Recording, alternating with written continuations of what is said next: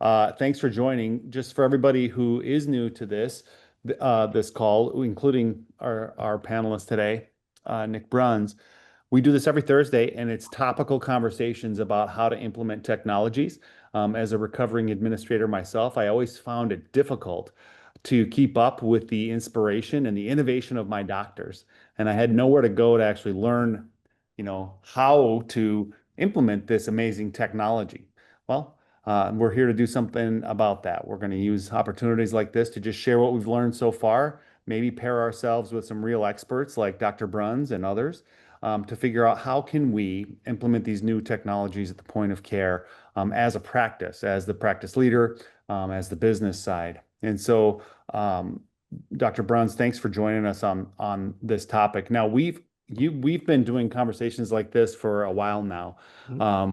I don't know what this is for us, but we've done a few webinars together for your program, which is peer-to-peer, the Peer-to-Peer Academy, which is um, very similar, frankly, content, but it's directed towards doctors. How do doctors implement these things? And you had the idea that, some of the most important conversations at the national meetings aren't in the room during the presentation. It's just outside the room when people are talking about how they actually use the technologies. Um, Yeah. so tell us a little bit about peer-to-peer first, because I think that's good for folks to understand. Well, that the inception of peer-to-peer, I mean, Matt, you and I talked about it a lot. This is like just over a year ago, which is crazy. I feel like that we've been rolling with it. But it stemmed from that idea that, yeah, like when I go to a meeting, I rarely step foot in the lecture halls anymore. And when I do, I'm usually the one talking. I'm usually the one at the podium. And I'm like, kind of working backwards, reverse engineering it. Well, I don't go into lecture halls because I find that the most value that I get is at the coffee bar or it's at the actual bar after. I can't tell you how many bar napkin ideas, that have come from Well, I just mean, it being is, but not. with people from like-minded individuals in informal settings. And I think the idea was, well, hey, if we can take that concept, try to make it something that is, applicable in an online virtual setting. That's kind of what we're trying to do. Exactly what you're doing here. It's a casual chat. Nothing is formally, I did not prepare anything for today. I'm literally in the middle of my day, in the middle of my clinic day, in between patients having this conversation 20 times every day, but I'm just having it here with you. So this is fun. But that's what peer-to-peer is, right? That's kind of the idea is to collaborate in a non-intimidating, threatening social setting, while being able to really improve quality of care. And where can people learn more about peer-to-peer, or where can they keep up with the different sessions you're having? Peer-to-peer.academy is the website. So peer-to-peer, peer-to-to, peer.academy, and then social media, LinkedIn, very active on LinkedIn. Yeah. Always have stuff. We have recordings as well too. And oh yeah, Rachel, thanks for putting that in there. Um, Thanks for the plug. But yeah, so we're doing a lot of stuff, and we're actually starting to transition into some patient-directed content, which I think will be pretty unique. And that's kind of what I know what we wanted to chat about today, how we utilize the light adjustable lens. And the very, very, very most important thing, I think, with any new technology is how you educate your patients, right? And No, that's kind of what we're going to stem into. that's exactly right. And you are one of the titans when it comes to how to implement the light adjustable lens. And here's what I mean by that. There are a lot of people who have the light delivery device. There's a lot of people who use the lens. There's a lot of people who do light adjustments. But there's not a lot of people. I would say you're one of just a handful that do it as frequently, as much of your. I mean, at Summit Eye Care, it's like your workbench. Hmm. It's your Yeah. go-to. Yep. And so I don't know if anybody who does it more, I just imagine there might be. I'm sure there are. I'm sure there are clinics that use it as much as we do because they've kind of seen the light, so to speak, and they understand what the lens is capable of. But as much as it is a science, it is an art. And I think you can do the lens and you can implement it, but are you implementing it well? And that's, I think, the tricky part is how to do it, how to understand the optical side of it, how to understand the math that goes into it, but then being able to convert all the numbers, all the black and white numbers into a usable experience and an experience that a patient is comfortable paying top dollar for. Yeah, and well, that takes us right into it. So one, thanks for joining us on this, Nick, and I'm really happy that you're in a place where you can touch so many patients because they're going to do well under your care, and of course, Dr. Vukic's care as well. But listen, we all know he needs you. Well, you said it, not me. The well, and I know because of my work with all the other doctors at Vance Thompson Vision, where I used to be, right? They're just so dependent on you guys, and to be an extender, so they can, we can all see more patients and have larger effect. Now, I want to start with, we can start with the structure of the MD-OD relationship, and we can, but we because this will be recorded and folks will be watching it later, and even for the folks who are on this call that are running big centers, I wanted you to just maybe talk about the patient conversation as it relates to, that patient who learned they had a cataract. Maybe they knew before they came in, or maybe they found out that day, and you're about to have maybe the first conversation about what the light adjustable lens is. Walk me through how that, conversation takes place. Well, let me walk you through how we used to do things and how we've changed. Okay. So back 5 years ago when, our clinic was a cold start. Dr. Vukic and I started this clinic together and we had nothing. We knew the LAO was going to be a big part of it. So we had the luxury of kind of designing things around it. Well, when we started, I mean, my role in the team was a more traditional role where I was seeing patients pretty much exclusively post-op. Dr. Vukic would do a fantastic job, surgery would happen, and then I get these patients post-op, and then I kind of do the traditional optometrist role and handle things from there. Dr. Vukic is always had readily available. He was a quick text message, phone call away, or we would share the clinic, and I could pull him in if something was up. And he trusted me to do that, and he trusted the care that I was giving. Well, we did find with the light adjustable lens, because it is so unique, that at least I found that if the patients got to me for the light adjustments, there were certain elements of the education that they just weren't getting. And it wasn't because Dr. Vukic didn't do a good enough job. He did.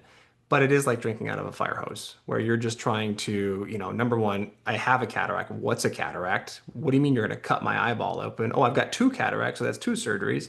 Oh, and you're asking me for, $5,000 to $10,000 for this? That's a lot to handle. So understanding that, what happens with your patient at that point, they become a consumer. So they see that $10,000 price range and they're like, well, I don't want to do that. And let me just go to the basic because my friend had the basic and they were happy. So Hmm. we looked at that and like, well, we could probably be doing something better. And I started taking it on myself to call patients before. And I would, after they would see Dr. Vukic for the evaluation, I would give a quick 10-minute phone call, 10, 15 minutes, depending on how the level of understanding, and explain things in a different way. We're different people, we're different doctors. We think very, very similarly, otherwise we wouldn't be such good partners. But we do have different ways of talking. And that's just the nature of being human. So some patients will understand the way he puts it better. Some patients will understand the way I put it better. We have different analogies, different ways of explaining things. And a lot of times when I make the phone calls, it's at my leisure in between patients. I try to make it as a courtesy, but a lot of times I'll have family around, and we'll talk about things. We'll talk about, yes, you have a cataract. I kind of assume that they've gotten that part. They know what a cataract is, and they know the general idea. The general idea being we're taking a lens out, we have to put something back in. I kind of assume that conversation and that understanding has been met. When I talk to them, we're talking about specifics. This is the fun customization side of the procedure. Do we want to do a traditional monofocal lens, which those are fine for some people. Your expectations are important with that. It means that you probably have glasses for distance, maybe a little bit, and for reading. Do we want to do a toric lens, or do we want to do a multifocal lens, or do we want to do this really cool thing called the light adjustable lens, in which we don't really have to have the specific part of the conversation until after surgery? And that's always kind of like, ooh, tell me more about that. Because when you explain these outcomes, you're trying to explain an outcome to a patient, the outcome is kind of hypothetical. It's an educated guess, right? You're making a bit of an educated guess on how the patient's going to heal, and then are they going to like their lens, right? So you end up kind of fitting that patient to the lens. Well, we're just taking everything and doing it in reverse now. So we're taking the lens after it's been implanted, after the patient's healed. They can live life in real time, and we can fit the lens to the patient. And so the conversation then becomes more about logistics. And yes, it's a process. It seems like a lot. It's about 6 to 8 weeks to get through all the adjustments. It seems like a long time. but really it's not. It's actually Yeah. kind of fun. We thought, I And don't we'll know, get with we'll your get to experience. that part because I think that's Yeah, going to yeah, be part of the conversation sure. is how long it takes. Hmm. Long has that been perceived as being a real negative. Hmm. But a lot of practices like yours and the one I came from find it to be a real positive because you're continuing to be a cheerleader for the patient and Hmm. they're responsible for a portion of their journey. And we'll get to that in just a moment. One of the things I want to key in on that you said, Dr. Bruns, that's I think so important is okay, now they became a consumer. Right? Hmm. And I want to hold that thought captive for just a moment Hmm. because they learned that it could cost $10,000 bilaterally for this fancy new technology. And yet, I think some practices have a hard time looking at the patient as a consumer in that vein. When even more so, I believe if we were to double down, because most patients have some form of insurance that has a high deductible, Hmm. that Yeah. even if they go standard, they're a consumer because they're still having to shell out 5 grand, Welcome to the depending U.S. on where they healthcare are system. in their plan year, right? And so, Right. I just want to arrest everybody's attention on that concept. Even our Hmm. regular healthcare patients that are insurance based are now elective consumer based patients because of how they're spending their insurance dollars. That's number one. The second thing is, and I think it's really helpful, even the best practices, when I go back and secret shop my own, I sit with patients who leave and explain to the loved one in the atrium, yeah, sounds like I've got a cataract. They're going to take it off. They're going to take my cataract off, but Just peel it back. That's what I always get. yeah, they can correct my stigmata, Of course. right? And so they're like dangerously close on the jargon. Um, Uh-huh. but there's just so little information that they're retaining. And you just talked about a really big conversation about, okay, so you've got a cataract, and so we're gonna be bringing you into surgery, and you've got these options that are going to affect your vision your whole life, and there is this out-of-pocket amount, and I mean, it's a lot. We're hitting them, over the head a few times.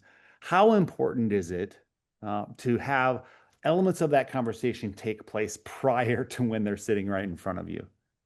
Very important. It's very important, and that's it. Chris is on the call, and Navigate. This is why we're getting involved with Navigate because I see it.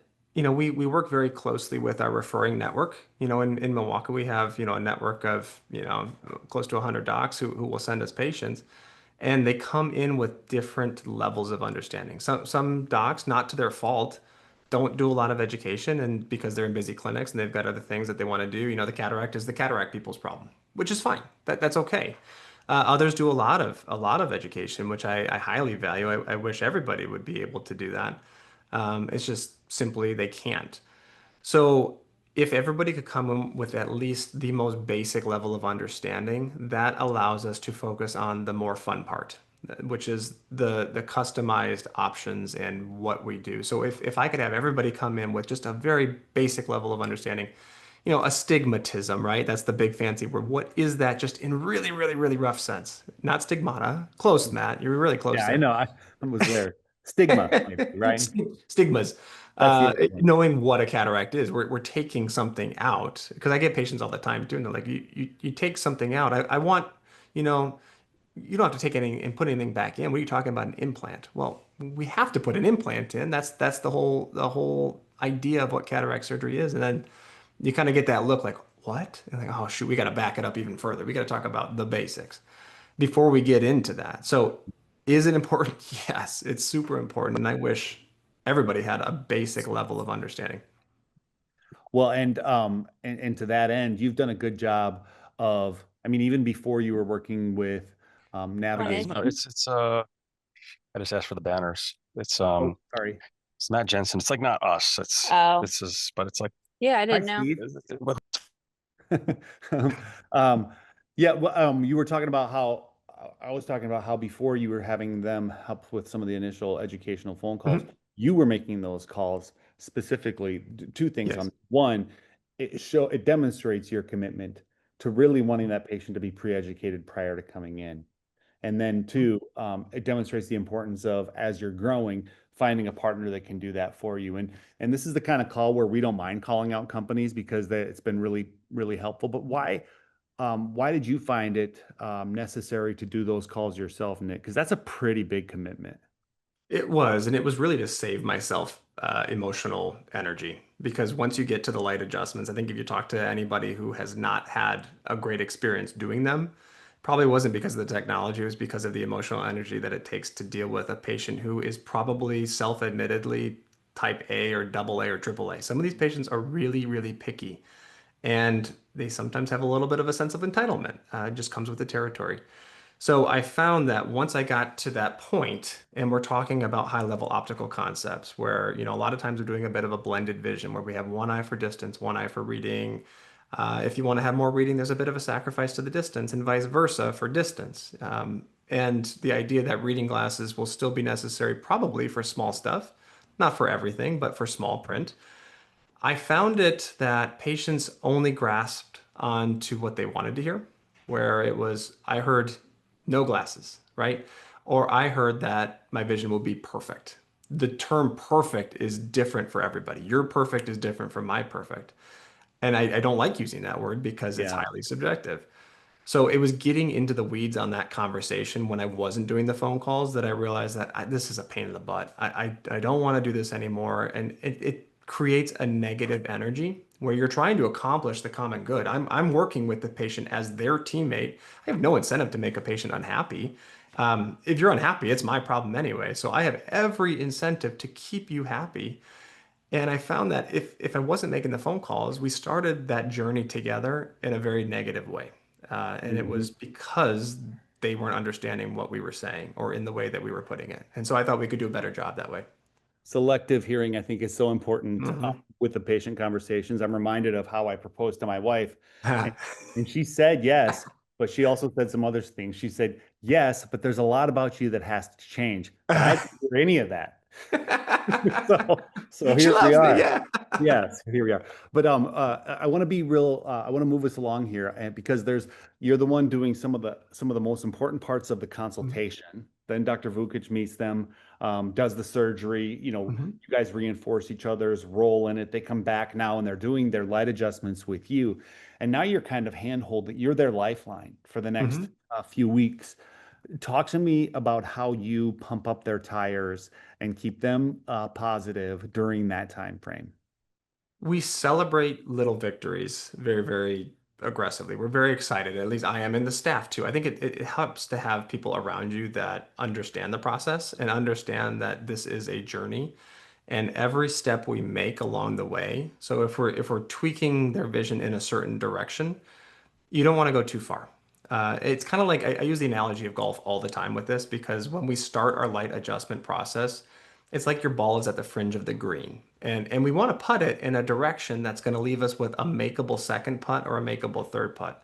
What I don't want to do is blast the ball all the way into the sand trap across the green. That's a problem. So the fact that we are moving closer to a common goal and we have the opportunity, and I use the word opportunity quite a bit with these patients, the opportunity to customize this in the way you want is so cool. And we're getting closer. And the cool thing is about this, if you don't like where we're going, you, the patient, can change it. If you don't like where the hole's at, let's move the hole closer. Let's make it easier to get to that. But then it comes to a conversation about the expectations a little bit more. But at that point, if we get to that, they're usually aware of what's happening and understand. They have a different level of understanding.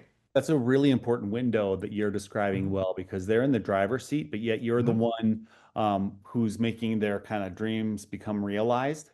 And Mhm. really important, I've heard you talk about it before, that after the, light adjustments and before lock-ins, that as they're leaving, you're giving them assignments on here's how to be using your vision. Here's what I Yes. want you to be thinking about. Hey, make Yep. sure you're not doing the old The refractive salute. yeah, Yes. right. That it's your term that I've Yep. heard, and I think that's so appropriate to call it. Yes.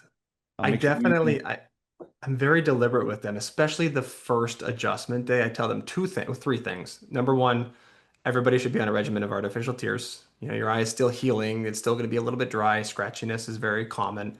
Use teardrops. But most importantly, yeah, don't do the refractive salute. Typically, your eyes are meant to work together. One might be better in certain situations than others, just like you got two hands. My right hand is better for writing my name and throwing a baseball. I don't notice that my left hand is not very useful unless you isolate it. But if you Mhm. give me 100 pounds to carry up some stairs, it's nice to have them both. Eyes work in the same way. And then the second, we're trying to give you range of vision. So the worst thing you can do is go right to your reading glasses and use them all the time because you're going to get used to that crutch. We're changing your visual system as much as we are changing each eye individually. So you, the patient, has to have an active part in this process. You, the patient, you are driving where we're going. I'm your tour guide. It's like a private tour that we're doing. I'm telling you where we can and can't go.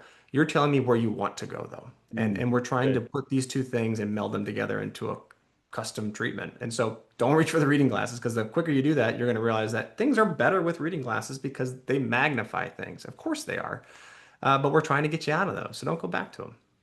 Right, and you've got some response both neurologically that has to Hmm. take place for you to not be so dependent, and also some things that you can mimic with the light adjustments themselves. Uh, Hmm.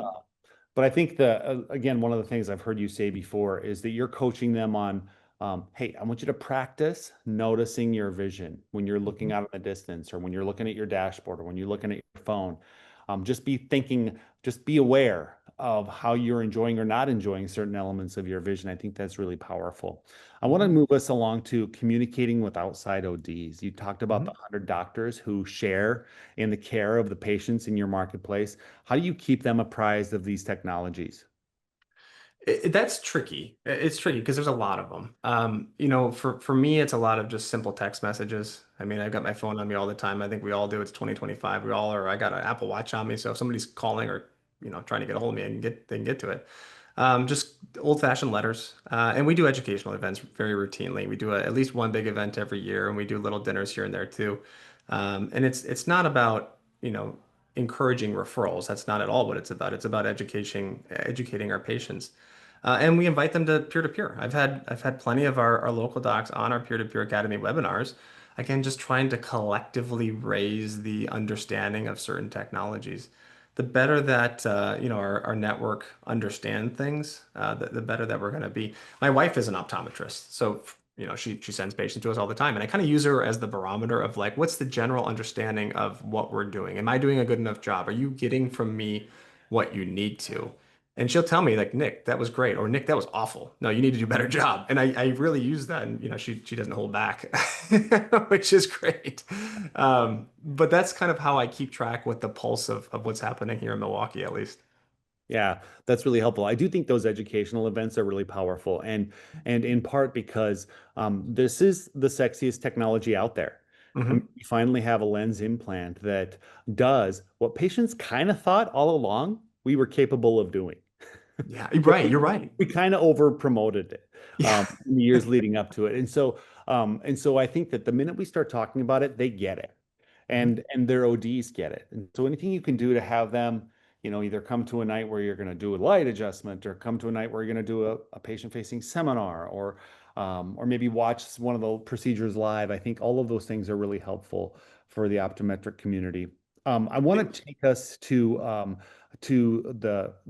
the listeners and just see if anybody has a phone call. I know we've got a smattering of practice leaders and then some industry friends as well. Anybody have any questions for our expert while we're on the line?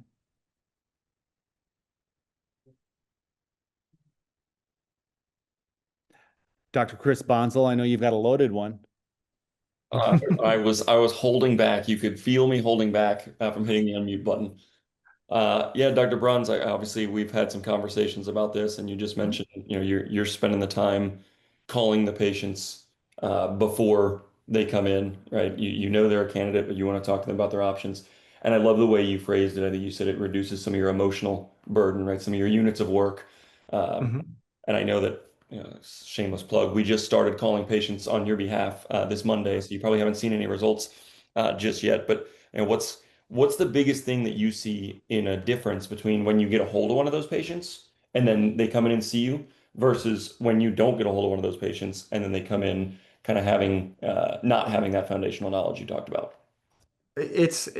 I mean, the units of work. That's a great way to put it. I mean, that's what it is because the time slot, I mean, we budget amount of time right in our day to talk to patients and deal with them in the exam room. I mean, every patient that I see has like 10 to 15 minutes of my time, of my energy. And it's most productive if we're talking about things that are really important and really, fun. If they're paying for something, these are fun things too. If we're talking about stuff that is, I would hope that they already understand it. It seems kind of like a waste of time. It's not a waste of time. That's not a good way to put it. But our efforts could be better positioned somewhere else. Talking about the specific type of lens, that you have available to us. What is the opportunity exactly? We know you're having cataract surgery. Let's not talk about what that is. I hope that you can get that. Let's talk about what type. And that's the fun part. Mhm. So if they don't have any conversation with the practice, we find ourselves talking more about what is cataract surgery, which I hope that you already know, at least on a basic level. Yeah, one of the things that I think is really important is that by the time the patient is in front of the provider that's going to be counseling them on their procedure, that they have heard about the important decision they're going to need to make in conjunction with their cataract surgery at least 6 times, Hmm. right? And Yeah. so here's our great hope. That can be through the website. That can be through the referring provider. That can be through the outbound phone call from the team, to schedule them, or the inbound phone call from them. It can be from an external group who's going to do some pre-education, a la Navigate or others. It can be through the pre-service of whatever we send them digitally to their home address, what have you. And then what's going to happen when they come into our four walls? When they're checking in, are they getting a brochure? Hey, this is a checklist that Dr. Bruns wanted you to review today before you see him. Hey, I just wanted to remind you while we're doing that Penacam, as a reminder, I'm glad you brought your loved one back here. You're going to be making a big decision today about the optical system you're going to have the rest of your life after cataract surgery. Mhm. I mean, I think I'm on like 8 right now, Yeah. right? Yeah. It's But reinforcing the but opportunity. exactly. And Hmm. that way we're not just catching them cold. Yes. Yeah. Because then they're shocked, right? I mean, they're like, cost what? I didn't know anything about this. Dentistry has it right. Dentists have it right. I mean, you spend so much money on braces or implants and all this stuff. And we just know, what that if I go to the dentist, I'm going to have, some work done. There's going to probably be an out of pocket. Why is that? I don't know. I don't know why that is. I feel like ophthalmology and optometry, we just have not done a good enough job of valuing ourselves and relaying the value of what we do to our patients because this is a life. You're going to look through these eyes for the rest of your life. I get that question all the time too. How long do these lenses last? And I tell them straight up, these are going into the ground with you. These last as long as your life is going to last. This is a once in a lifetime decision. We don't plan to redo this like a knee replacement. You might have to have that done again in 10 years. This lasts forever. And so this Mhm. investment you make, it's a forever thing. So make the decision with a level of, care. And don't impulsively do this. It's not like buying a new car that's going to last for 5 years. This is a once in a lifetime thing. Make it with care. Yeah, two things on that topic is that one, I've always been fascinated by how some people might not feel like they can invest in new refractive technology in spectacle freedom, but then they'll walk across the street to Costco or Best Buy and they'll pick up a $2,500 flat screen for March Madness. And they'll be Yeah. looking at that through their own blur. It's like, I don't get it. That's my But joke to patients. I always tell them, is like, it? just get a bigger TV if you want to go cheaper. Yeah. Just big TV. The other Or one is that I do think that this is worth paying attention to and studying, but we, I think, as human beings, are far more willing to invest, a la the dentistry comment you made, to invest in how people perceive us than Mhm. we are in how we perceive the world. And that is a real indictment on the human Yeah, condition. that And is, you're right. so I think that there's something there that sometimes somebody can write about or think about that is pretty, important about all this. I want to hear from anybody else who's on the call to see what other questions we have from Dr. Bruns, the international likely winner of most light adjustments by a single human being. International, I'll take it. The international is an easy claim to make. Hey, I don't have to tell anybody. Yeah. You're very wise, though. I think you're right, and that's kind of why I thought too when we started doing it, people are going to hate the glasses, the UV light glasses. They kind of love them because it's a status symbol. Because you get new teeth, you can smile and everybody sees it, but you get new eyes, nobody can tell. And we are more influenced by people's appearance or people's influence of their outlook on us rather than what we see looking out. That's such a wise way to put it. You're totally right. Well, it's interesting, I see people around town in the Mm. glasses, and I'll just ask them, "Hey, how's your vision correction going. Yeah. And they are happy to talk to me about their journey. Yep. So it's a wonderful prompt to reinforce the offering. I don't see anybody jumping over furniture to grab a question, Dr. Bruns. I just want to give you kind of one last shot to leave us with a pearl. We try to keep these conversations to, 20 to 25 minutes and then open it up for questions. But you've given us a lot so far and how we have the patient conversation, on how often people should hear about it.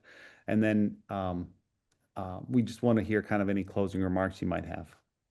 Closing remarks. I mean, I always, like I said, opportunity. That's the big word. I always use that word with my patients, and putting in the work before surgery pays dividends after. That is, the staff knows that. Everybody here knows that. I strongly believe in that, and I will preach on that and live on that hill until I die. Putting in the work before educating, I think, is just it's critical. It's critical, and it's only going to become more critical. I mean, the light adjustable lens is fantastic, but there's things always evolving. Ophthalmology is a really, really, really fast moving machine. So, in the glaucoma space, in the retina space, I mean, in the pediatric space, there's always new things. And so, just providing proper education, because the internet is a really scary place. And I think we're Yeah. seeing that right now with a lot of things where you can get information. If you want to find something, you can find it, and it's probably not going to be accurate. Um, Facebook, social media, all those things. So, if you can get ahead of that and try to counteract all the negativity or all the misinformation, I think you're just going to serve yourself much, much better. Well, and you have to be curious, like you are, Mhm. about wanting to do the most important thing in all of healthcare, which is talk to your patients. Yes, absolutely. Just have the Absolutely. conversation.